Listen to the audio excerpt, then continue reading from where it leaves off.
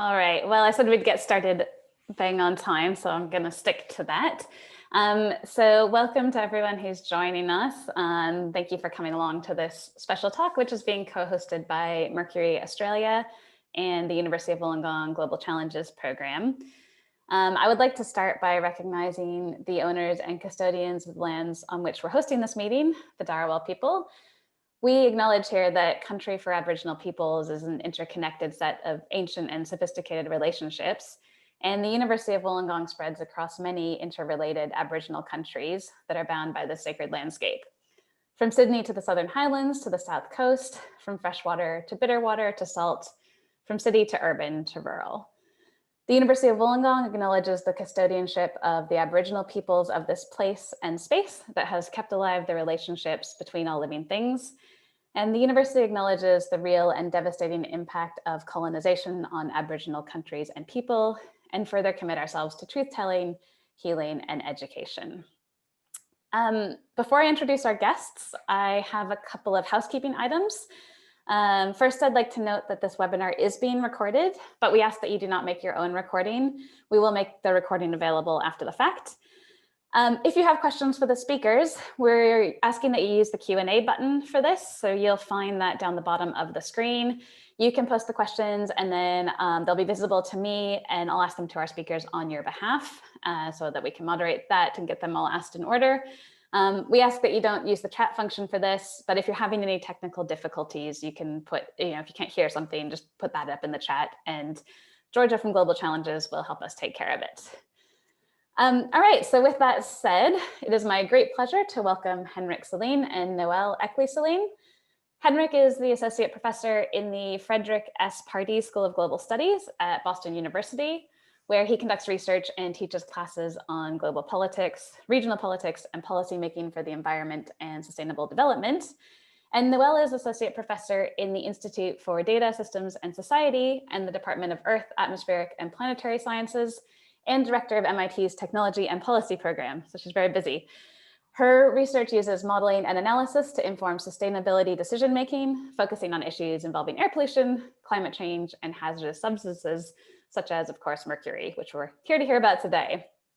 And together, they've just co-authored a new book called Mercury Stories, which is an interdisciplinary analysis of human interactions with mercury through history that sheds light on efforts to promote and achieve sustainability. So we're delighted to have them here to tell us a Mercury story today. And without further ado, I will go ahead and turn over to them. And I think Henrik is speaking first. Yes, thank you very much, Jenny. I'm going to see if I can share my screen here. Yes, so thank you very much for inviting us. It says on the PowerPoint there, 11th of December, which I guess it's in Australia. It's still December 10th. Here in North America. So I'm happy to be speaking to the future here. So we are talking today about our new book, as Jenny mentioned, called Mercury Stories, Understanding Sustainability Through a Volatile Element, where we are basically looking at mercury as a case of examining how people have grappled with issues of environment and development, and more recently, sustainable development over millennia. And one of the things that we do in the book is that we are framing mercury as a sustainability challenge right at the front of the book. So this is about how we generate our energy, whether that is from coal and other fossil fuels, emitting mercury into the atmosphere, or is from other kinds of energy sources. This is about how we use hazardous substances to extract resources from the Earth's crust. Mercury is currently extensively used in artisanal and small-scale gold mining in many countries, especially in Latin America and in Africa and in Asia. And that directly speaks to issues of human health and sustainable livelihood. It's also about the food that we eat. Is it safe? Or does it contain dangerous quantities of mercury and other hazardous substances? So we're taking this sort of broad sustainability approach to the mercury issue. And we're then also talking about Mercury stories as sustainability stories. Here you have a couple of pictures. They are from Minamata in Japan and Kumamoto in Japan. And they are from 2013 when both Noelle and I were there. And the reason we were there, because we were there for the adoption of the Global Minamata Convention on Mercury. So since 2013, we have this global framework for addressing all aspects of the Mercury issue as an important aspect of promoting sustainability more broadly. So the picture of the boat is from a ship sailing in Minamata Bay, which is where many of you are, I'm sure if not all of you are very familiar with Minamata disease that was discovered there in the 1950s. And then the picture bottom left is also from Minamata Bay, where the Japanese authorities dredged Minamata Bay from all of the contaminated sediments, and then basically turned that into a landfill, upon which they built an eco park. And we were there visiting the eco park. And there they also have the municipal Minamata Disease Museum, because one of the ways in which the victims of Minamata disease in Japan in the 1950s have drawn attention is through telling stories about how they and how their families and how their relatives were affected by metal mercury contamination through eating seafood from Minamata Bay. And we are building off that tradition of their storytelling around mercury issues to our storytelling about mercury as a sustainability issue. And one of the things that we're looking at in the book is very much connections across time and space of mercury as a sustainability issue. So on the left-hand side there, you have a picture of a sushi dinner, and you can't really see it, but it's Noelle sitting behind there, and she's ready to dig in. And one of the things that makes mercury an interesting sustainability issue is that some of the mercury in that tuna could very well have come from a coal-fired power plant a year ago. It could have come from artisanal small-scale gold mining 5 or 10 years ago, or it could have been the result of mercury mining 200 or 300 years ago. And on the right, you have a picture from Almadén, Spain, where we were in January. It was one of the last time we actually got to travel anywhere. Which is the world's largest mercury mine historically. It's estimated that about 1/3 of all of the mercury that has been mined primarily from primary mercury mining comes from the mining in Almadén. It was in operation for about 2,000 years, but as a sign of how things changing, that is now a UNESCO World Heritage Site together with another major mercury mine in Idrija, Slovenia. So the way that we are then looking at mercury as a sustainability issue is that we're taking a systems approach. And in our systems framework that we detail in the book, we have 3 material components. So it's about humans, and it's also about technology, built infrastructure, and the environment. And what we're then looking at is interactions across these 3 material components. But these interactions take place in the context of 2 non-material system components, which are institutions in terms of the Minamata Convention, national laws, and norms and standards, but also about knowledge. And I'm going to do this relatively quickly because this is something that we are detailing in our book. So we have created a website for the book called mercurystories.org. And on that website, we have 2 sample chapters. We have chapter 1 and chapter 2 that anyone can download for free. And chapter 2 is the one that is outlining the new framework for sustainability analysis that we are then using the mercury issue. So step 1 is then applying the framework, is identifying the system components, as in which are the main human components, which are the main technical components, and which are the main environmental components. And then we're using a matrix that you can see there on the right, where we identify them. So there you see there is 1 human component, there are 2 types of technical components, and 3 types of environmental components. And that particular matrix is then read row first and column second. And then interactions among these material components then take place in the context of institutions and knowledge. So the first step is identifying the components. The second step is then to map the material interaction using this matrix. Then we're then using that to also identify interaction pathways. And the third step in our analysis is identify particular interveners, people that have agency. It could be a government, it could be a factory owner, it could be an expert that are then intervening in the way that the system is operating. And what we are then interested in is interventions into these Mercury system in ways that enhances sustainability. And then the third step is to draw insights and lessons from that.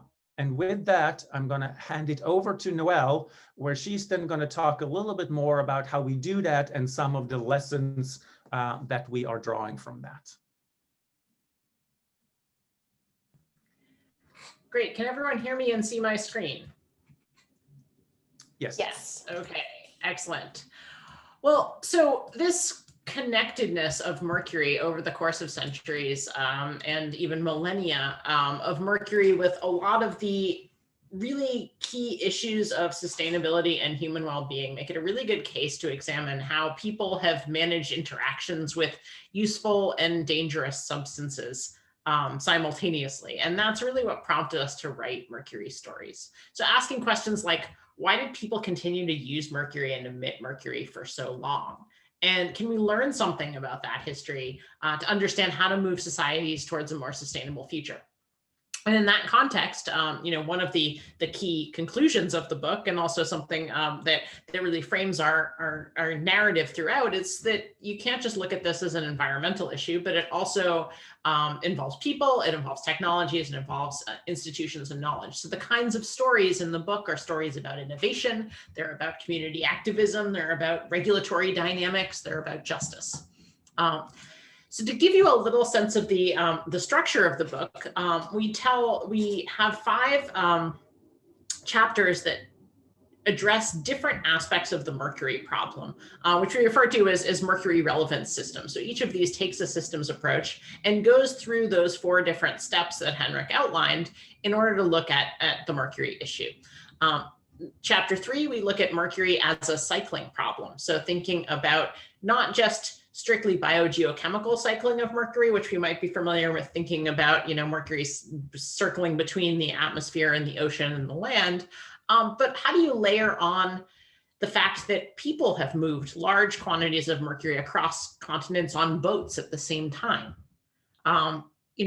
Is it global transport of Mercury if the Mercury that you're using in one place was mined on another continent or not? How do you think about that question in terms of pollution and in terms of addressing the impacts in an international sphere? Chapter 4 is about human health, the health damages of Mercury. Mercury is obviously dangerous to health in the form of methyl mercury, but also we look at occupational exposure and the use of Mercury in medicine, which is a really interesting story about uses of Mercury to treat syphilis, for example, or mercury containing tablets or mercury as antiseptics, and also some continuing uses which the international community has judged to be beneficial in some circumstances. For example, use of ethyl mercury in vaccines and dental amalgam. In chapter 5, we address Mercury in atmospheric pollution, particularly connected to issues of energy use, addressing Mercury and energy climate change. In chapter 6, Mercury use in products and processes, telling the story among others of the thermometer, which was the mercury containing thermometer, a really major advance in making scientific capacity available. But yet the widespread mercury use in products and processes continues to pose pollution problems to this day. And in chapter 7, we deal with the particular problems of artisanal and small-scale gold mining, again, which Henrik introduced earlier. And based on that material, which really integrates all these different ways in which you can think about Mercury from a systems approach, the environmental aspects, the human aspects, the innovations, the governance, the regulations, the interventions over time that different actors have made, we then draw conclusions for a few different audiences. In chapter 8, for people who are systems people. So we're thinking about sort of systems approaches, system dynamics. How do you think about what components there are of systems, how different things interact? How would you think about conceptualizing and modeling sustainability from a systems approach? In chapter 9, we address a couple of areas of sustainability science more broadly. For example, people are interested in sustainability transitions. Are there particular lessons? Lessons for governance experts, for example, are thinking about how to set up international environmental treaties. And the community who is dealing with complex adaptive systems approaches in the sustainability context. But in chapter 10, we return to the Mercury issue specifically and talk about lessons for Mercury research and people who are concerned about Mercury, both as decision makers and citizens. So that's what I'm going to focus on in the couple of minutes that I have left.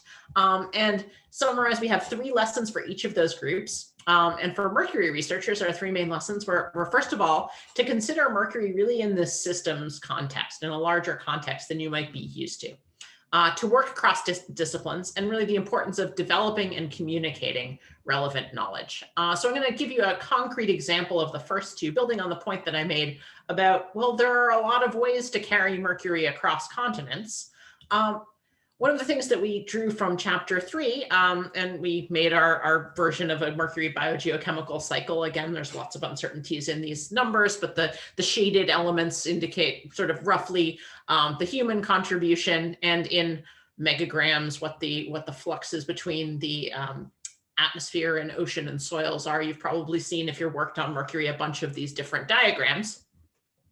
The numbers in that diagram, when you think about the flows of Mercury, the amount of Mercury that was mined, the amount of Mercury in supply and demand, this figure on the right is from the UN Environment Program, where it talks about Mercury in the environment relative to quantities in supply and demand.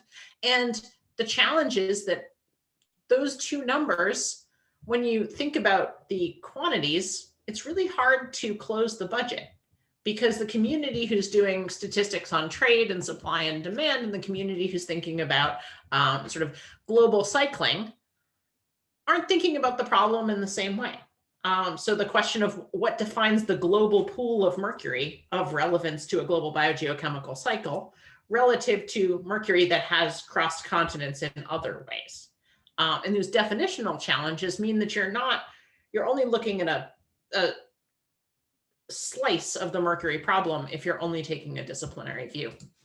And actually, Henrik and I, with co-authors, as part of the 2017 International Conference on Mercury as a Global Pollutant, actually tried to pull those numbers together by looking at how different Mercury fluxes by sector map onto Minamata Convention articles and environmental fate. And one of the challenges is that we tried to put numbers on this diagram, but actually couldn't, and failed because there were just so many uncertainties in quantifying those fluxes. We got some rough numbers, and we have some uncertainty bands, but it was really hard. And we have a lot of these dots that say, well, where is all that Mercury going?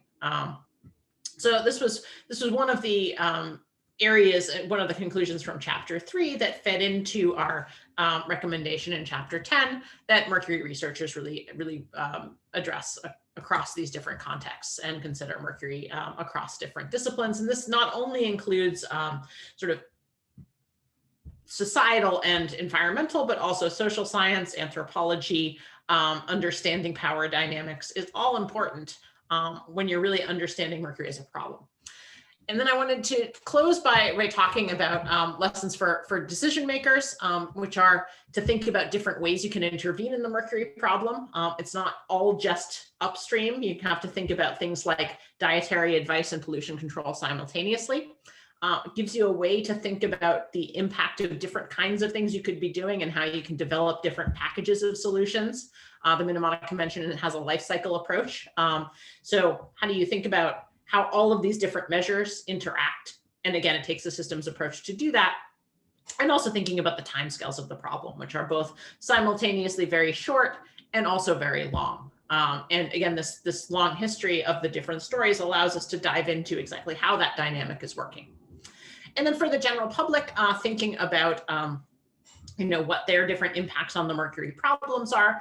We saw examples where sort of thinking about the power of different groups of citizens working together to shift their buying power, but also to organize as the citizens did in Minamata, and the importance of people really telling sustainability stories, telling what their priorities are, sharing that, working that out in groups and in different places, in the context of governance and processes, but also of societal conversations of what the world ought to look like when it has a lot of dangerous substances in it, and how that future should evolve on a more sustainable trajectory. So with that, it's a short presentation to address a 300+ page book, but we're happy to take questions and follow up again as best we can. Thank you. Thank you so much, Noelle and Henrik, for that fantastic introduction to your book, but also to sort of the lessons that are coming out of it. I think I've just got you both spotlighted now.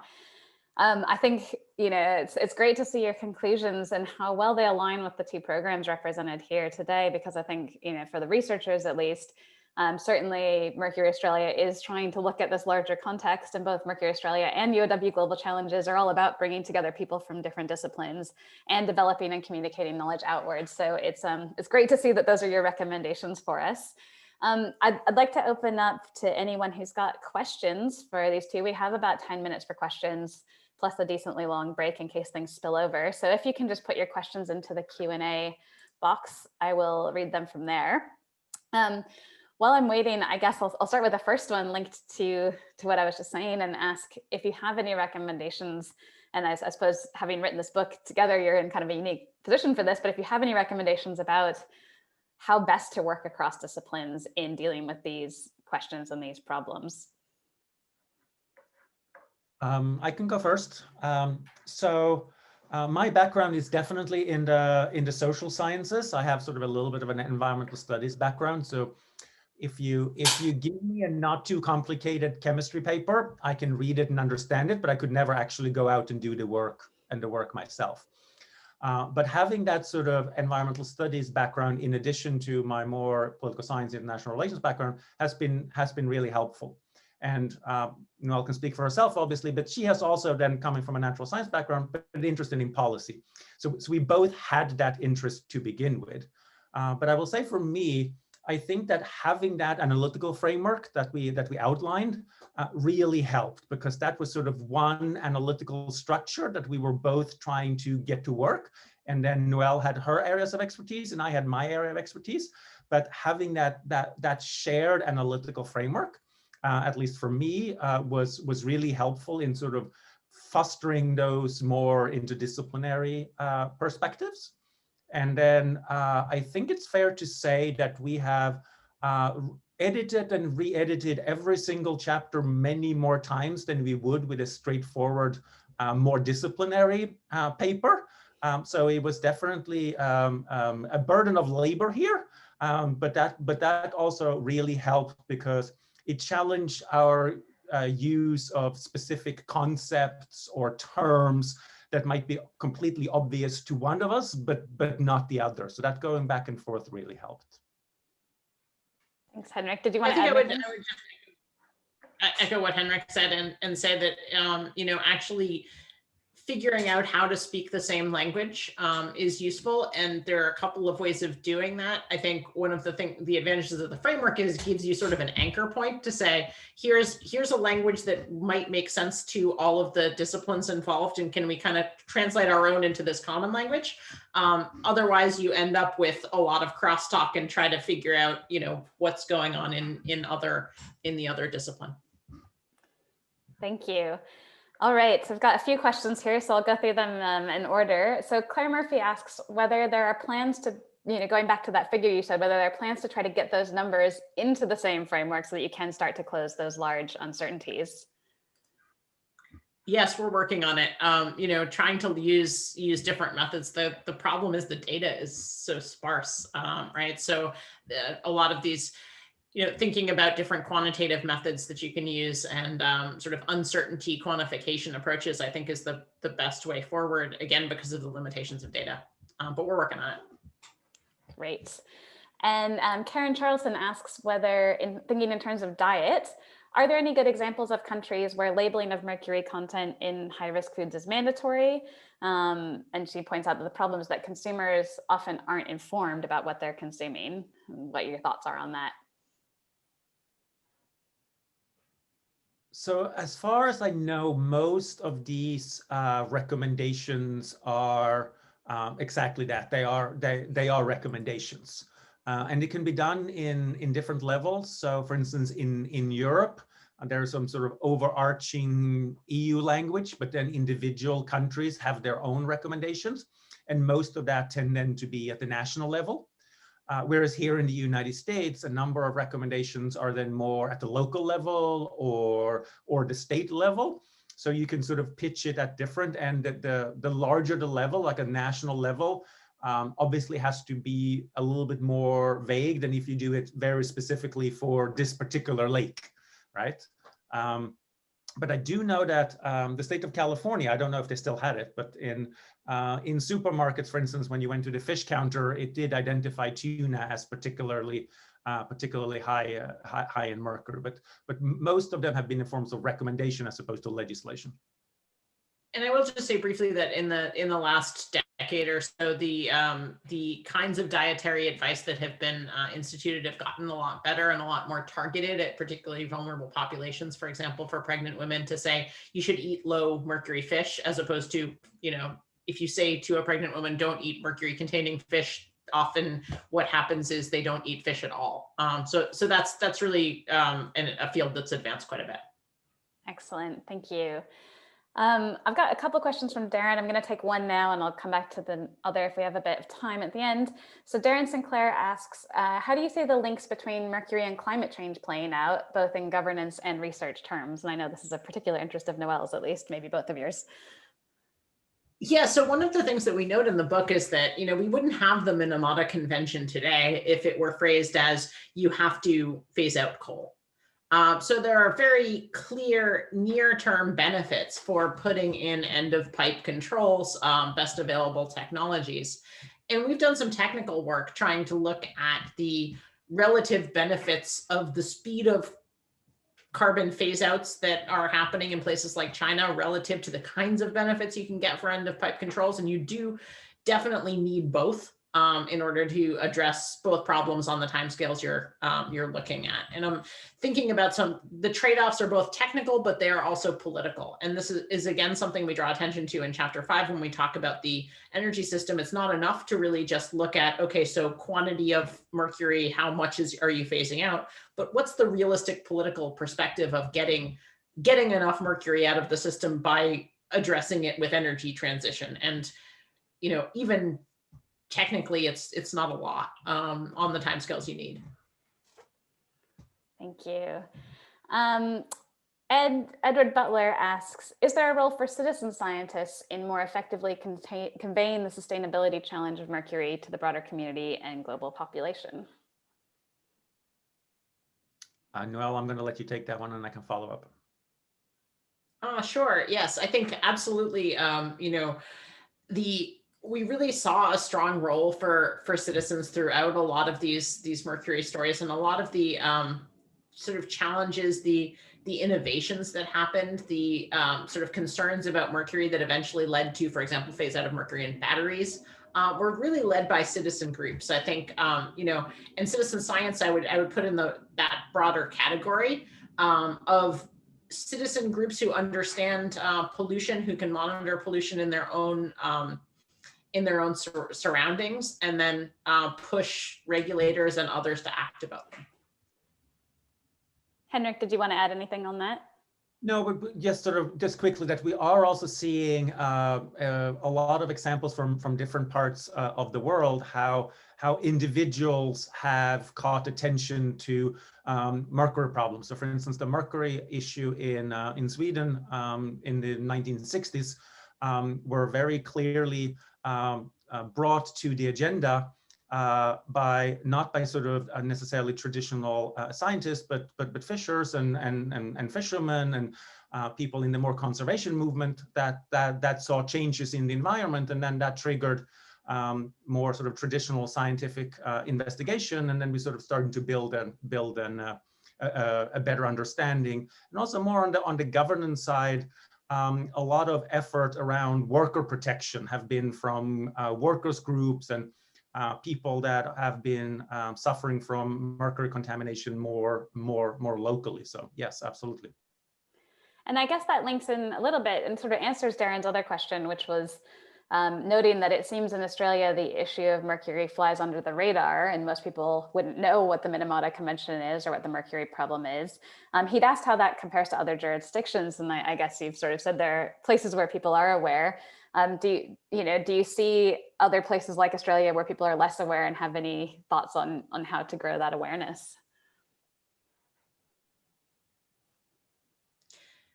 So I think just from a comparative perspective, the kinds of issues that come up with mercury are very different in different places, and there's a lot of heterogeneity. So the kinds of issues that might be associated with Australia, coal, a big issue. Continuing emissions from coal. When we think about, what might be happening in a developing country that has artisanal and small scale gold mining, the mercury issue is actually framed very differently. I gave a virtual talk in Germany, and, their question was, well, mercury, that's in the past. That can't possibly have relevance to now because we have an energy transition. And so, I think it is relevant in all of those cases, but the story of why and how is very different in different places. And that really, I think, challenges the idea that there's one characteristic of the mercury issue that you can compare to the climate issue. And that's part of what we do in the book, is to say that mercury is in fact several issues. So any lessons that you want to draw from it have to really take into account that complex texture. And I would just add to that one of the things that we're arguing in the book and also believe is that it is really helpful to ultimately see the mercury issue as a sustainability issue, as opposed to a pollution issue or something more narrow like that, because then you get to these different aspects and dimensions of the mercury issue, and you're then also seeing that they are interconnected in somewhat surprising ways, and where we think that having this more sort of systems approach help you to get a better understanding of the complexity of the mercury issue. Thank you. And just to add to that, one particular way in which that's true is the focus on the most vulnerable populations, and the sort of role that it might not be sort of in certain situations on average a problem, but it might be a very spiky problem in the sense that the burdens are falling disproportionately on certain groups. Sure. Yeah, that's an excellent point. And I think relates very nicely to the citizen science or citizen advocacy angle as well. And I know we've got representatives here who work closely in that space. I think we'll just end with one last question from Larissa, which brings it back to this idea of interdisciplinary or multidisciplinary research. And she asks how you deal with multidisciplinary differences when it comes to the nitty-gritty of things like applying for grants or having different groups accept your work. Because, for example, her example, chemists usually have much lower variation in their work and might not understand the bigger variation that comes in things, kind of like the large uncertainties you've talked about, or work with archaeologists. So do you have any tips or any experience dealing with multidisciplinary differences, trying to get people to accept what you're doing? I think the book itself is a great example of that. And there's a reason why this is a book and not a 5,000 word article, in the sense that, it still went through a peer review at MIT Press, but the role of someone like MIT Press to be open to a longer explanation of some of these really complex issues. The question is, having the freedom to do that, in some situations, a book is not as specific an output for a grant and for a CV as others in certain fields, and that's an ongoing challenge. But we have had some sort of success talking to the broader sustainability science community. I think there's an increasing interest in grant making agencies for these kinds of collaborations. So we're hoping that this changes in the future. That's sort of from my science perspective. from a science perspective, you always get the sense of, looking at some of the broader issues when you could be doing the technical work. Is that a waste of time?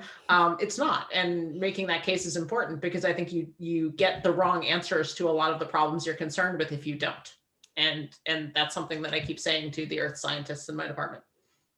And we do have another project together with an anthropologist, Ruth Golson. She's at the University of Madison, Wisconsin, where she has been working in Madre de Dios in Peru for almost a decade with indigenous people. And we are then teaming up, where she brings the anthropology perspective, I bring the governance perspective, and Noelle brings the science perspective. And we're then looking at mercury use in artisanal small-scale gold mining in Madre de Dios in Peru, from an interdisciplinary perspective. And I'm not saying that every single one of those applications are going to get funded, but this one did.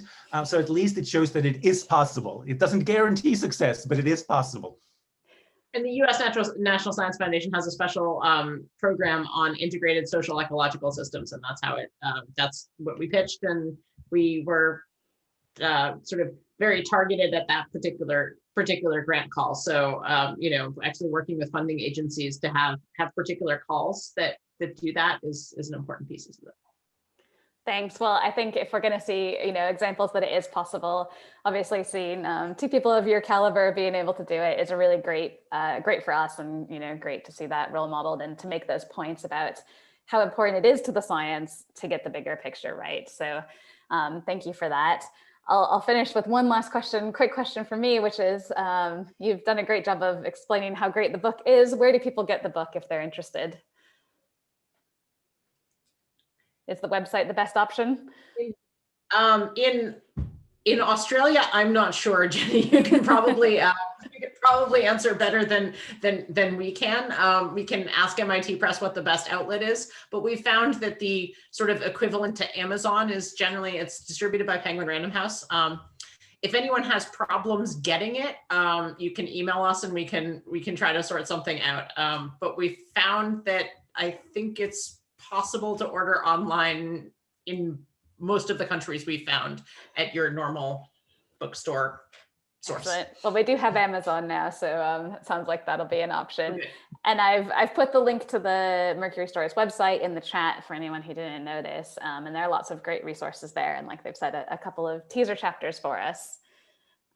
I wish I were there in person with a suitcase to give them out, but they're here in Boston in a box, and you're in Australia. So, well, we'll try to get you here in person next year, hopefully. But I'd just like to say on behalf of both groups, thank you so much for the presentation. Robin's just shared the link, so I'm going to put the link. The penguin.com.au link is in the chat now. Oh, sorry, that went to panelists. Here we go. That's there for everyone now. So yes, thank you so much for your time. Thank you for coming all the way down under in the winter Boston evening. Surprisingly gray here in Wollongong at the moment, so it feels a little bit like Boston here today. But hopefully we'll get you here on a sunny summer's day next year. So on behalf of all of the attendees, thank you very much for your time today.